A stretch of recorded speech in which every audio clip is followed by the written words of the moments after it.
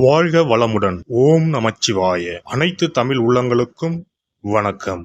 நிகழும் ஸ்ரீ மங்களகரமான சோபகிருது ஆண்டு மார்ச் மாதம் 14ஆம் தேதி வியாழக்கிழமை அன்று சதுர்த்தி திதியில் பரணி நட்சத்திரத்தில் வைத்ருதி நாம யோகத்தில் சித்தயோகம் கூடிய நன்னாளில் இந்த மகத்தான பங்குனி மாதம் பிறக்கிறது. பிறக்கும் இந்த பங்குனி மாதத்தின் கிரக நிலைகளை பார்க்கும்போது மேசத்தில் குரு பகவானுடன் இணைகிறார் சந்திர பகவான். கன்னி ராசியில் கேது பகவானும் மகர ராசியில் செவ்வாய் பகவானும் உள்ளனர். சூரிய பகவான், புதன் பகவான், ராகு பகவான் மீன ராசியில் சஞ்சாரம் செய்கின்றனர். கும்பராசியில் சனி பகவானுடன் சுக்கிரன் உள்ளார். இம்மாத கிரக பெயர்ச்சி என எடுத்துக்கொண்டால் செவ்வாய் பகவான் மகரத்தில் இருந்து கும்பராசிக்கு பெயர்ச்சி அடைகிறார். சுக்கிர பகவான் கும்பத்தில் இருந்து மீனராசிக்கு பெயர்ச்சி அடைகிறார். சந்திர பகவானை பொறுத்தவரை மேசத்தில் ஆரம்பித்து 2.25 நாட்கள் வீதம் 12 ராசிகளை கடந்து ரிஷபத்தில் அமர்ந்து பலன்களை தரப்போகிறார். இம்மாத சிறப்பாக குரு பகவான் நீச நிலையில் இருந்து வக்ர நிலைக்கு மாறுகிறார். இதன் காரணமாக உச்ச பலன்களை அள்ளித் தரப்போகிறார் குரு பகவான். இந்த கிரக அமைப்பினால் உங்கள் வாழ்வில் ஏற்படக்கூடிய சுப மற்றும் அசுப பலன்கள் என்ன என்பதனையும், அசுப பலன் ஏற்படுமாயின் ராசிக்காரர்கள் செய்ய வேண்டிய பரிகாரம் என்ன, வழிபட வேண்டிய தெய்வம், வழிபடும் முறை என்ன என்பதனை பற்றி விரிவாக காண்போம். பிறக்க போகும் இம்மாதம் உங்கள் வாழ்வில் வளமும் நலமும் செல்வ செழிப்பும் பெற்று வாழ்வின் உயரிய நிலையை அடைய எல்லாம் வல்ல எம்பெருமானை வேண்டி விரும்பி கேட்டுக்கொள்கிறேன். மீனராசி அன்பர்களே, இந்த மாதம் தொட்ட காரியம் வெற்றியில் முடிந்தாலும் கடுமையான முயற்சிகள் தேவைப்படும். பணவரத்து கூடும். புதிய நண்பர்கள் கிடைப்பார்கள். தொழில் வியாபாரம் வேகம் பிடிக்கும். புதிய ஆர்டர்கள் கிடைக்கும். தொழில் வியாபாரம் பற்றி மனதில் இருந்த கவலைகள் நீங்கி தைரியம் உண்டாகும். உத்தியோகத்தில் இருப்பவர்கள் அலுவலகத்தில் கொடுத்த வேலையை சிறப்பாக செய்து முடிப்பார்கள். அலுவலக வேலையாக வெளியூர் செல்ல நேரலாம். குடும்பத்தில் இருப்பவர்களுடன் வாக்குவாதத்தில் ஈடுபடாமல் அனுசரித்து செல்வது நல்லது. கணவன் மனைவிக்கு இடையே தேவையற்ற மன வருத்தம் உண்டாகலாம். கவனம் தேவை. மருத்துவம் தொடர்பான செலவும் ஏற்படலாம்.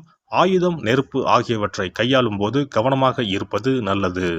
பெண்கள் புத்தி கூர்மையுடன் செயல்பட்டு காரியங்களை வெற்றிகரமாக செய்து முடிப்பீர்கள். வீண் அலைச்சலை தவிர்ப்பது நல்லது. மாணவர்கள் சக மாணவர்களுடன் பழகும்போது கவனம் தேவை. கூடுதல் நேரம் ஒதுக்கி பாடங்களை படிப்பது நல்லது. கலைத்துறையினருக்கு பணவரவு ஏற்ற இறக்கமாக இருக்கும். எடுத்த ஒரு முடிவை செயல்படுத்தும் முன் ஒரு முறைக்கு இருமுறை ஆலோசிப்பது நல்லது. எந்த ஒரு காரியத்திலும் அவசர முடிவு எடுக்க தூண்டும்.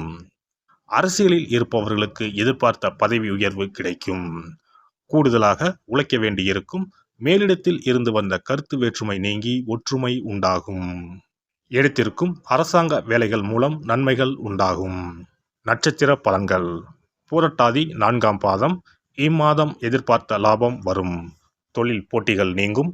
உத்தியோகத்தில் இருப்பவர்கள் வாக்கு வன்மையால் காரிய வெற்றி பெறுவார்கள். குடும்பத்தில் வீண் விவாதங்களை தவிர்ப்பது நல்லது.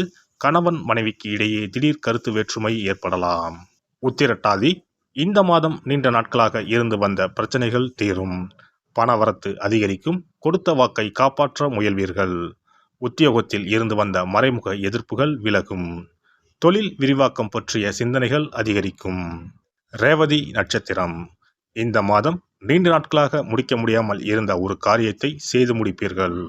அரசாங்கம் மூலம் நடக்க வேண்டிய வேலைகள் திருப்திகரமாக நடந்து முடியும். சுபகாரிய நிகழ்ச்சிகள் நடைபெறும். திருமண காரியங்கள் கைகூடும். கணவன் மனைவிக்கு இடையே மகிழ்ச்சி நிலவும். தட்சிணாமூர்த்தியை வியாழக்கிழமையில் நெய் தீபம் ஏற்றி வழிபடுவது வெற்றிக்கு உதவும். கடன் பிரச்சனை குறையும். கல்வியில் வெற்றி கிடைக்கும். அதிர்ஷ்ட கிழமைகள் ஞாயிறு, வியாழன், வெள்ளி. சந்திராஷ்டம தினங்கள் பங்குனி 14, 15 மற்றும் 16. அதிர்ஷ்ட தினங்கள் பங்குனி 7 மற்றும் 8. சிறப்பு பரிகாரம். வாரந்தோறும் செவ்வாய்க்கிழமை அன்று வீட்டில் உள்ள முருகப்பெருமான் படத்தினை துடைத்து சந்தனம், குங்குமம் பொட்டு வைத்து சிகப்பு அரளிப்பூ கொண்டு அலங்காரம் செய்யுங்கள். ஒரு கண்ணாடி டம்ளரில் தண்ணீர் ஊற்றி ஒரு எலுமிச்சை பழம், சிறு வெட்டிவேர் போட்டு முருகன் படத்திற்கு முன் வைத்து விடுங்கள். ஒரு மா இலை எடுத்து காம்பு பகுதி முருகப்பெருமானை பார்த்தவாறு வையுங்கள். அகல் விளக்கில் நெய் தீபம் ஏற்றி மா இலையின் மீது வைக்க வேண்டும்.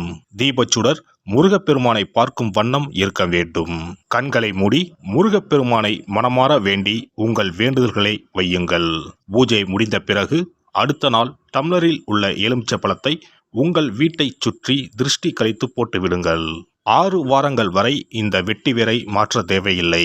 இவ்வாறு செய்து வழிபட்டு வர குடும்பத்தில் உள்ள எப்படிப்பட்ட கஷ்டமாக இருந்தாலும் அந்த கஷ்டத்திற்கு தீர்வு கிடைக்கும்.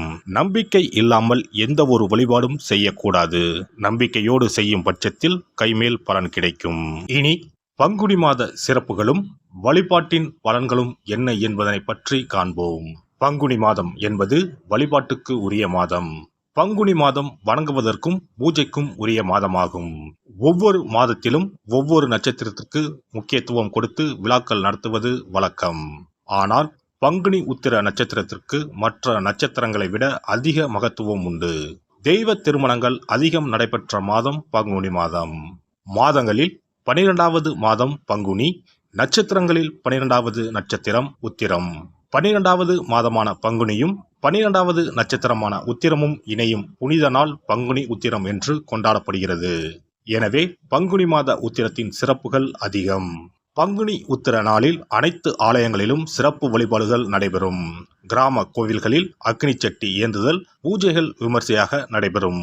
எண்ணற்ற ஆலயங்களில் சுவாமி அம்பாள் திருக்கல்யாணம் நடைபெறும்.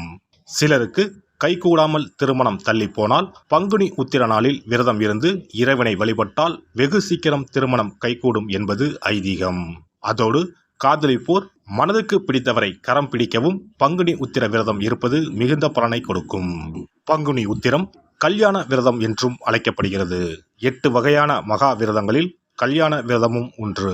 ஆகவே இந்த நாளில் திருமணம் ஆகாத இளையோர் விரதம் இருந்து தமக்கு நல்ல வரன்கள் கிடைக்க வேண்டும் என்று சிவபெருமானையும் பார்வதி தேவியாரையும் வேண்டுவது நல்ல பலன்களை பெற்றுத்தரும். இத்தினத்தில் மேற்கொள்ளும் விரதம் மிகவும் விசேஷமானது. நீண்ட நாள் ஒற்றுமையுடன் வாழ விரும்பும் தம்பதியர் விரதம் இருந்து சிவனுக்கும் சிவ பார்வதிக்கும் அபிஷேகம் செய்வார்கள். இந்த விரதத்தை முருகனை வேண்டியும் செய்யலாம். அதோடு அன்னதானம், வஸ்திரதானம் செய்வதும் சிறப்பானது. ஜாதக தோஷத்தால் திருமணம் தடைபட்டவர்கள் வழிபாடு மேற்கொள்ளவும் சிறந்த நாள் இதுவாகும். செவ்வாய் தோஷம் காரணமாக திருமண தடைகளை சந்திப்பவர்களுக்கு பங்குனி உத்திரத்தன்று முருகனை மனமுருகி வணங்கினால் திருமண தடைகள் நீங்கி திருமணம் சுபமாக முடியும். குழந்தை பேரில்லாமல் தவிப்பவர்கள் பங்குனி மாத விரதம் இருந்து அம்மன் கோவில்களுக்கு சென்று வழிபட அந்த அம்மனின் அனுக்கிரகத்தால் நிச்சயம் புத்திர பாக்கியம் கிடைக்கும். தொழில் மற்றும் வியாபாரங்களில் ஈடுபடுபவர்கள் தமிழ் வருடத்தின் கடைசி மாதமான பங்குனி மாத தினத்தில் திருஷ்டி பூசணிக்காய் வாங்கி உங்கள் வியாபார இடங்களை திருஷ்டி கழித்து அதற்குரிய நேரத்தில் உடைக்க வேண்டும். இப்படி செய்வதால் உங்களுக்கு இந்த ஆண்டு ஏற்பட்ட தோஷங்கள் அனைத்தும் நீங்கும். பங்குனி உத்திர நன்னாளில் நம்மால் முடிந்த அன்னதானங்களை செய்வது மிகுந்த புண்ணியம் தரும். எலுமிச்சை சாதம் அல்லது தயிர் சாதம் அல்லது சர்க்கரை பொங்கல் என அன்னதானம் செய்யலாம். அதேபோல் நம்மால் முடிந்த அளவுக்கு மஞ்சள், சரடு, குங்குமம், கண்ணாடி என மங்கள பொருட்களை பெண்களுக்கு வழங்குவது விசேஷ பலன்களை கொடுக்கும். முருகப்பெருமான் நமக்கு இதுவரை இருந்த காரிய தடைகள் அனைத்தையும் களைந்து நமக்கு நல்வழி காட்டி அருளுவார். பங்குனி மாதத்தில் அனைத்து நாட்களிலும் கோவிலுக்கு சென்று வருவது மிக்க பலனை தரும். மேலும் செல்வ செழிப்புடன் வாழ்வதற்கு உதவும்.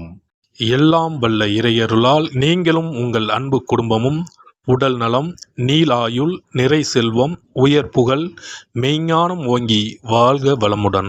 இந்த வீடியோ பதிவு உங்களுக்கு பிடித்திருந்தால் லைக் பண்ணுங்க, கமெண்ட் பண்ணுங்க, ஷேர் பண்ணுங்க. மறக்காம சப்ஸ்கிரைப் பண்ணுங்க. பக்கத்துல இருக்கிற பெல் பட்டனை கிளிக் பண்ணுங்க. நன்றி, வணக்கம். ஓம் நமச்சிவாய. சிவாய நம.